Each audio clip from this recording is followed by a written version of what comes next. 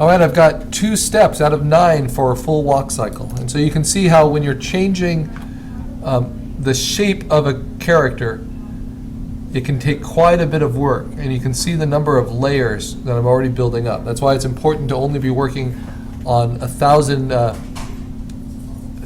pixels, which is not print resolution, but it's good enough for the resolution we're doing for a GIF animation, which is made to be seen online. So I want to get to my guiding layer. I'm going to make it a little bit darker, a little bit easier to see.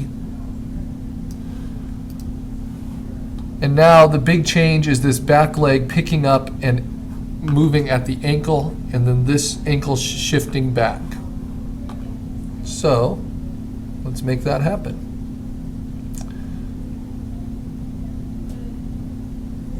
I'm kind of ignoring the head for now.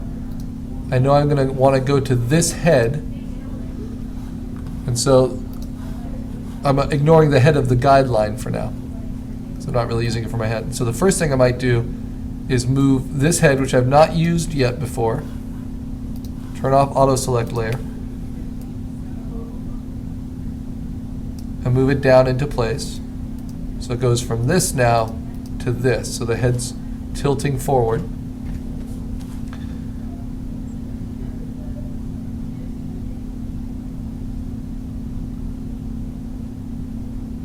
And let's see. I don't know if I ever made my walk to asset. I don't see it. So let me make sure I do that. I think the demo ended before I was able to. So this is walk 2. So I go to my last layer. I hold down option. I hold down layer and say merge visible. And now I have a walk 2 that has been corrected in the feet. What I had before. I'm going to mark that as orange and move that with my walk 1 cycle. Okay, now this next one, as I start to build it, based on number 4 here, let's just move that down a little.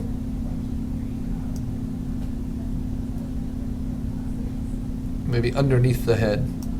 There we go. So I'm not distracted by that. And now I see how the anatomy works. And I work with the 2 copies. So I keep the same body. The body's just the core of the puppet. I make duplicates of each leg now. And I'm going to continue to use Puppet Warp. So I have more control of just the joints. Now I'm also going to anchor the very bottom of the foot so I can pivot that ankle. Like so.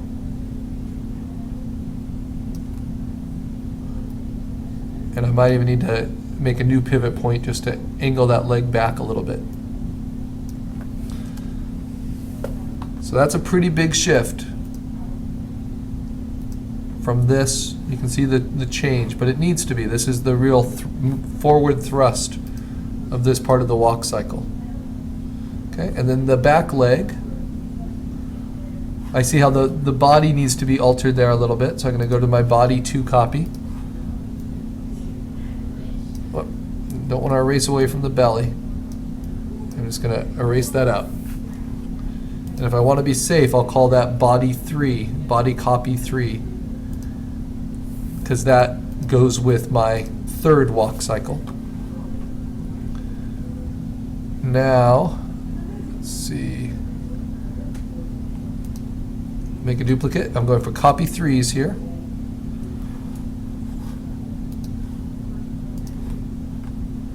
Puppet Warp, which is a tricky tool. Notice that that joint and that joint pretty much stay the same. This shifts a little forward, but the real change is here and here.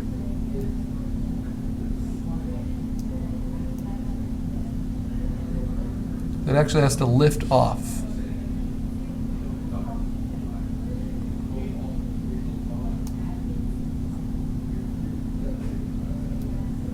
Maybe leave it a little bit chunkier right there.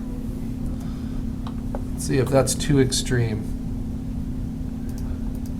From that to this. And I'm going to adjust it a little on that back end. So just take this and warp it.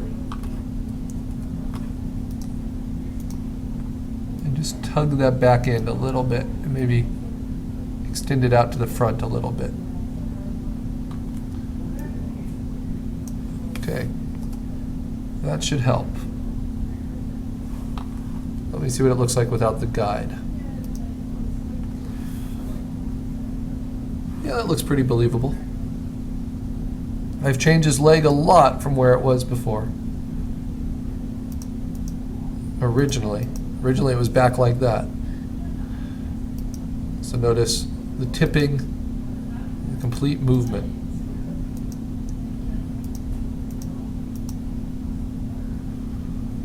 Okay. And I notice it gets a little bit delineated there, so I can use my soft eraser to smooth that out. All right, next. So far so good. Always a good idea to save your work once you're at a place where you understand what's going on. You'll thank yourself if anything happens. Okay, the front right leg. Let's get that guide back on. Not much has to happen. It just becomes a little bit more solid in its position. So, this should not be that dramatic.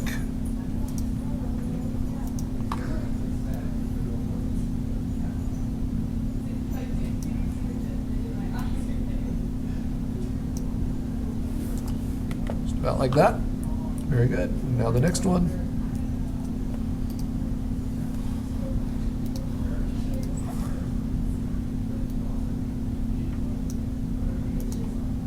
Now, if you're wondering why do I have to have these separate asset layers in order to do the puppet warp the way I'm doing, or why don't I just do puppet warp on the whole character like I did with the head? Well, the reason I have to change the layers pretty significantly for a walk cycle is because the legs cross over each other. They actually change position. And there's no way to get one layer of puppet warp to swap areas. The wireframe can't twist on itself.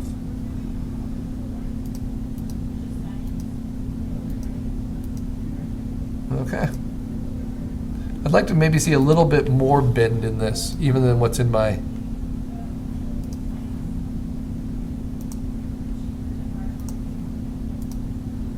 guide.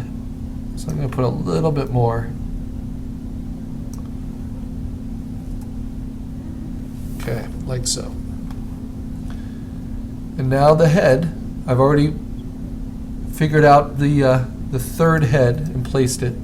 So this should be, looks good, my walk cycle 3. Hold down Option, go to Layer, Merge Visible, call this Walk 3, mark it as orange, bring it over. Now this time, I've made changes to my Walk 2. So I don't really need to go over to the stage each time. That's just ultimately where all of these will end up. Because I can simply take all of these layers at any point I want and move them over one at a time. And the reason I move them over one at a time is because I select all, I copy, and then I paste, and it will place them a little bit better.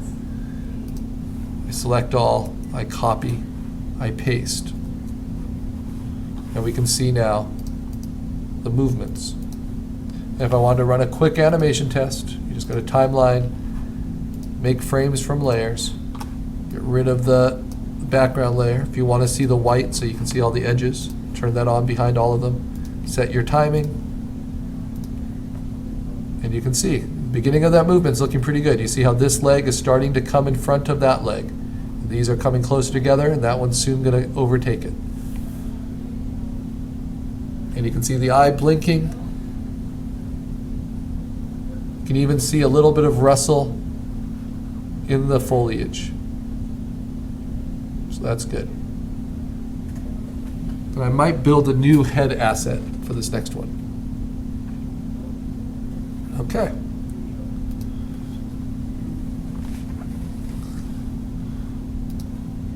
Save it where it is.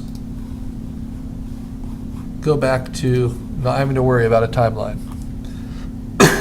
Oh, remember, before I close that timeline, you want to remove all of your frames from the animation after you do an animation test, so it doesn't mess with your assets. And then you want to save it. So now I have 3 finished character frames. But remember, once I'm done with my character frames, then I'm going to move this all onto a background. And I'm going to animate my background to have flowing water and all kinds of other beautiful issues. Okay, so now we move on to this step of the walk cycle.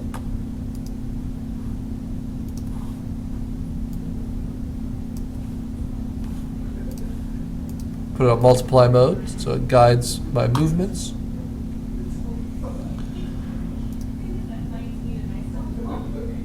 And I can start with the head. Let's see, so if I move this down below the head, I could just move it back to this, where the head starts to come up again.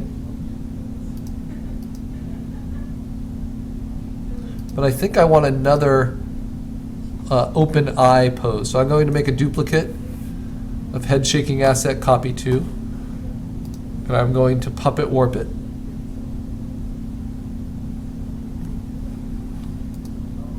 Before I do that, let me see. Curious why it didn't copy the name. Maybe because it's just too long. So I'm just going to call it head and then copy 3. And then just curious if I duplicate that now. Yes, it will be head copy 4. Good. So head copy 3, I'll use puppet warp. I'm not going to change the eye. It's going to move it in some key areas.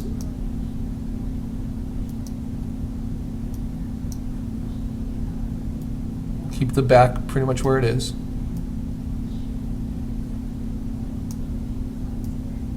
Try not to stretch it too much.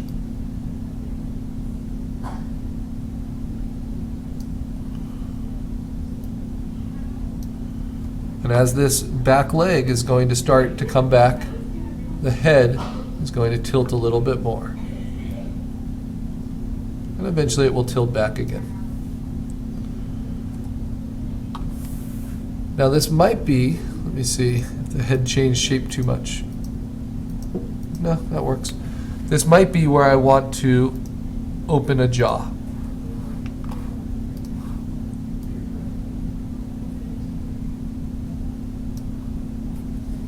Open it up just a little bit more.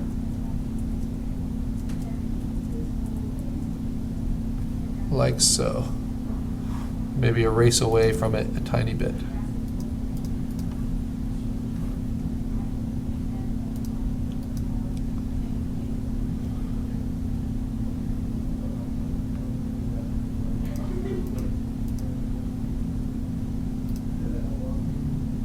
But actually, having seen it, no, I think I'll leave the mouth for a later time, maybe when it's standing still. Okay, and I'm going to keep its eye open. I'll keep its eye basically open, open. So open, shut, open, open, and then shut for the next one. So that's the head I want. Now for the body.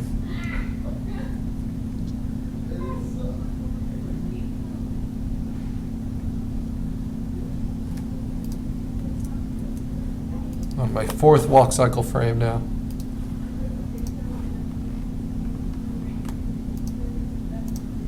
Notice I have to pin the joints each time. It's another reason it's nice to do it section by section. Less complicated that way